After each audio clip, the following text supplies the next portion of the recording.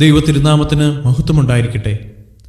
പുതിയൊരു പ്രഭാതത്തിൽ തൃപ്പാദം എന്ന പ്രതിദിന പരിപാടിയിലേക്ക് എല്ലാ മാന്യ ശ്രോതാക്കൾക്കും സ്വാഗതം.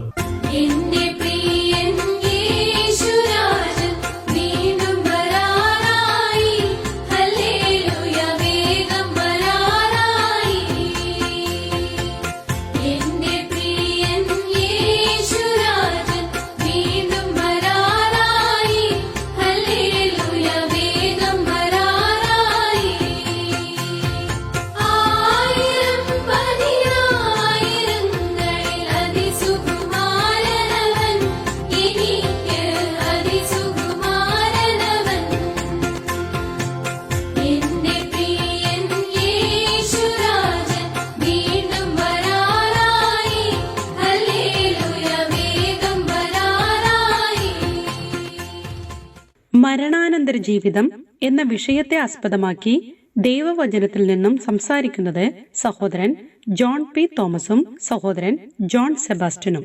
മരണം സംഭവിക്കുന്നത് തിയോളജിക്കലാണെന്ന് പറയുവാൻ കാരണം, സാറേ ഈ കാര്യം പറയുമ്പം ഞാൻ ഏതോ ഒരു പുസ്തകത്തിൽ വായിച്ച കാര്യം ഓർക്കുകയാണ്. മഹാനായ അലക്സാണ്ടർ ചക്രവർത്തി ഇങ്ങനെ ക്ഷീണിതനായിട്ട് ബലഹീനനായിട്ട് ഒറ്റ ഒടുവിൽ പല ഡോക്ടേഴ്സ് തന്നെ ചികിത്സിക്കാൻ വന്നിരുന്നു. അപ്പൊ അതിനകത്ത് ഞാൻ വായിച്ചത് അലക്സാണ്ടർ ചക്രവർത്തി ഏറ്റവും ഒടുവിൽ പറഞ്ഞു, പല ഡോക്ടർമാരുടെയും സഹായത്തോടുകൂടെ ഞാനിതാ മരിക്കുന്നു എന്നേ മനുഷ്യന് പറയാൻ പറ്റുകയുള്ളൂ. അപ്പൊ ആ മനോഹരമായ വിവരണമാണ് ഇതല്ലേ? യെസ്. എന്തുകൊണ്ടാണ് അതെന്ന് ചോദിച്ചാൽ, എബ്രായർ 9:27 ഒരിക്കൽ മരണവും പിന്നെ ന്യായവിധിയും മനുഷ്യർക്കായി ദൈവം നിയമിച്ചിരിക്കുക. സാർ പറയുന്നത് ഈ മരണം എന്തുകൊണ്ട് വരുന്നു എന്നുള്ളതാണോ? അതെ, എന്തുകൊണ്ട് മരണം വരുന്നു എന്നുള്ളതാ. മരണം എന്തുകൊണ്ട് വരുന്നു? മരണം സംഭവിക്കുന്നതിന്റെ കാരണം തിയോളജിക്കലാ, ദൈവികമാ.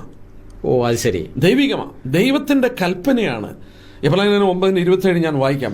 അതൊന്ന് വായിച്ചു കേൾപ്പിക്കണം, കാരണം ഞാൻ എഴുതി വെച്ച ചോദ്യത്തിൽ ഒരു ചോദ്യമായി ഇപ്പൊ സാർ ഡീൽ ചെയ്യുന്നത്. ഒരിക്കൽ മരിക്കുകയും പിന്നെ ന്യായവിധിയും മനുഷ്യർക്കായി നിയമിച്ചിരിക്കുന്നു. Once death, then judgment is appointed by God. ദൈവം നിയമിച്ചതാ. ആ നിയമിച്ചിരിക്കുന്നത് ഏറിയ പങ്കും പെട്ടെന്നുള്ള മരണമല്ല, ഈ പറഞ്ഞ പോലെ ക്ഷയിച്ച് അവസാനം മരിക്കും. ഇവിടെ നമ്മൾ ഒരു കാര്യം പ്രത്യേകം മറക്കാതെ ഓർക്കേണ്ടത് ആവശ്യമാണ്. ഇവിടെ രേഖപ്പെടുത്തിയ പോലെ അത് കഴിയുമ്പോൾ മനുഷ്യൻ തന്റെ ശാശ്വത ഭവനത്തിലേക്ക് പോകും. ശാശ്വത ഭവനം എന്ന് പറഞ്ഞാൽ നിത്യഭവനം, നിത്യമായൊരു ഭവനം. കൂടാരമായ ഭവനം അഴിഞ്ഞു പോയാൽ കൈപ്പണിയല്ലാത്ത മറ്റൊരു മന്ദിരം സ്വർഗത്തിലുണ്ടെന്ന് അറിയുകയാണ്. ഈ ശരീരത്തിൽ നിന്ന് അത് വിട്ടുപോവുകയാണ്, ആത്മാവും ദേഹിയും കൂടെ. അപ്പോൾ മനുഷ്യനെല്ലാം നമ്മൾ നോക്കുക, കാലങ്ങൾ കഴിയും തോറും മനുഷ്യൻ മനസ്സിലാക്കേണ്ട ഒരു കാര്യം, അവൻ മരിക്കുകയാണ്. ആരോ പ്രസിദ്ധനായ ഒരാൾ ഇങ്ങനെ പറഞ്ഞു, admit that you are a dying person among dying people. All of us are on our way to the cemetery. അതൊന്നുകൂടി എന്ന് പറഞ്ഞ സാറേ. അത് മലയാളത്തിൽ ഞാൻ പറയാം. മരിക്കുന്ന മനുഷ്യരുടെ മധ്യത്തിൽ നമ്മൾ മരിക്കുന്നവരാണെന്ന് മനസ്സിലാക്കുക. നമ്മളെല്ലാവരും സെമിട്രിയിലേക്ക്, ശവസംസ്കാര കോട്ടയിലേക്ക്, അല്ലെങ്കിൽ ശവമടക്കുന്ന ഇടത്തിലേക്ക് യാത്ര ചെയ്യുന്നവരാണ്. അത് വാസ്തവമല്ലേ? വാസ്തവമാണ്. പക്ഷെ മനുഷ്യൻ എപ്പോഴും അത് മറന്നു കളയുന്നൊരു യാഥാർത്ഥ്യം. ദൈവം അതുകൊണ്ടല്ലേ ഇവിടെ സഭാപ്രസംഗി 12 ഓർത്തത്, നിന്റെ യൗവനകാലത്തിന്റെ സൃഷ്ടാവിനെ ഓർത്തു കൊള്ളുക. അത് ശരി. നല്ല ആരോഗ്യമുള്ളപ്പോൾ, ബുദ്ധിയുള്ളപ്പോൾ, ജ്ഞാനമുള്ളപ്പോൾ ഇത് മറക്കരുതെന്ന് ദൈവം ആവശ്യപ്പെട്ടു. ഇത് മറക്കാതിരിക്കുന്ന മനുഷ്യനാണ് ബുദ്ധിയുള്ളവൻ.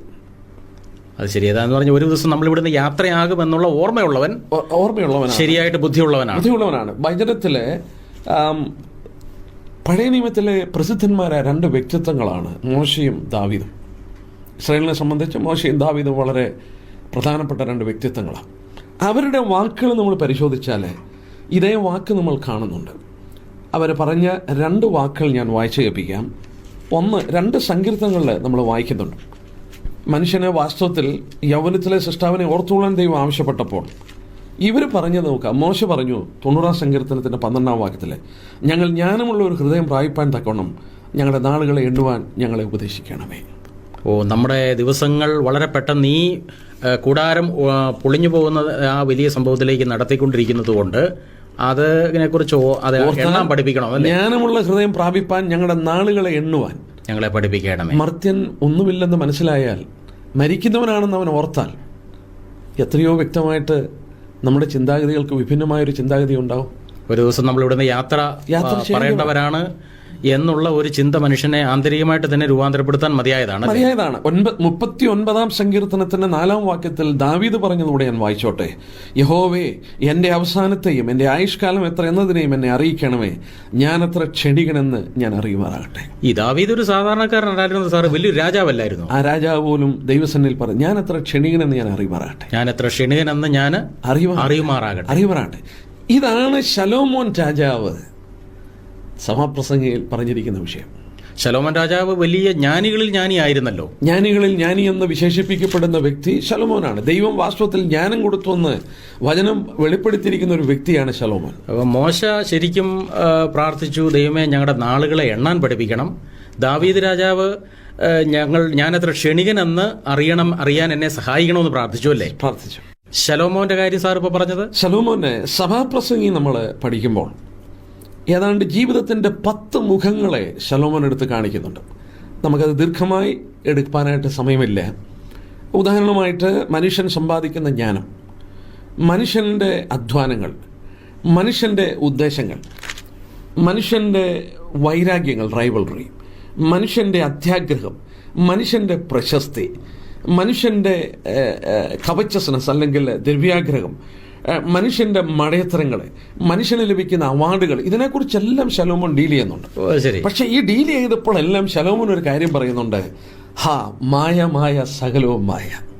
ഈ പറയുന്നതെല്ലാം മനുഷ്യൻ സമ്പാദിക്കുന്ന പണം മായ, അവന്റെ വിദ്യാഭ്യാസം മായ, അവന്റെ ഔന്നത്യമായ, അവൻ വെച്ചു പുലർത്തുന്ന വൈരാഗ്യമായ, അവന് നേടുന്ന അവാർഡുകളുമായ, ഇതെല്ലാം മായയാണെന്ന് ശലോമോൻ പറയുന്നതിന്റെ കാരണം ഇവിടെ രേഖപ്പെടുത്തിയിട്ടുണ്ട്. 9:9 വാക്യത്തിലെ സൂര്യന്റെ കീഴിൽ പുതുതായി യാതൊന്നുമില്ല എന്താണെന്ന് ചോദിച്ചാൽ അതിന്റെ 2:16 വായിക്കുന്നു, അയ്യോ പോഷൻ മരിക്കുന്ന പോലെ ജ്ഞാനിയും മരിക്കുന്നു.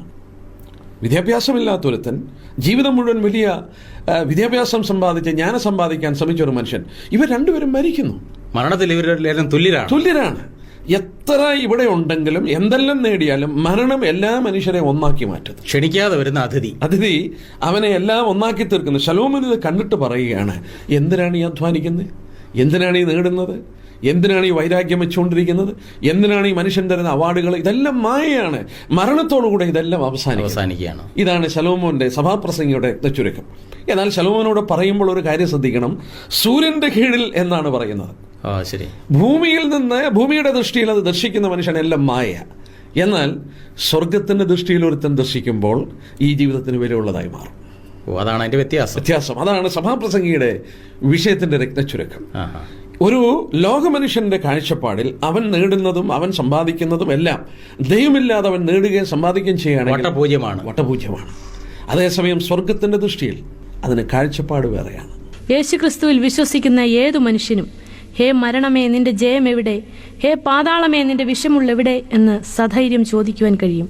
പ്രിയ കേൾവിക്കാരെ, നിങ്ങളുടെ മരണാനന്തര ജീവിതം നിങ്ങൾ എവിടെ കഴിക്കും? ഇന്ന് മരിച്ചാൽ നിങ്ങൾ എവിടെ പോകും? മരണാനന്തര ജീവിതത്തിനായി ഒരുങ്ങേണ്ടത് ജീവിച്ചിരിക്കുമ്പോഴാണ്. അതിന് സഹായിക്കുവാൻ ഇതാ മരണത്തെ ജയിച്ചുയർത്ത ഒരു രക്ഷകൻ.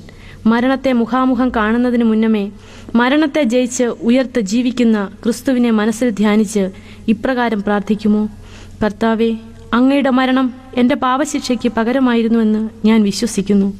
പാപമോചനം തന്ന് എന്നെ രക്ഷിക്കണമേ. പുതിയ മനുഷ്യനാക്കി എന്നെ തീർക്കണമേ. തെറ്റുകളിൽ നിന്ന് ഞാൻ പിന്തിരിയുന്നു. ഇഹത്തിലും പരത്തിലും അങ്ങയോടുകൂടി ജീവിക്കുവാൻ ഞാൻ തീരുമാനിച്ചിരിക്കുന്നു.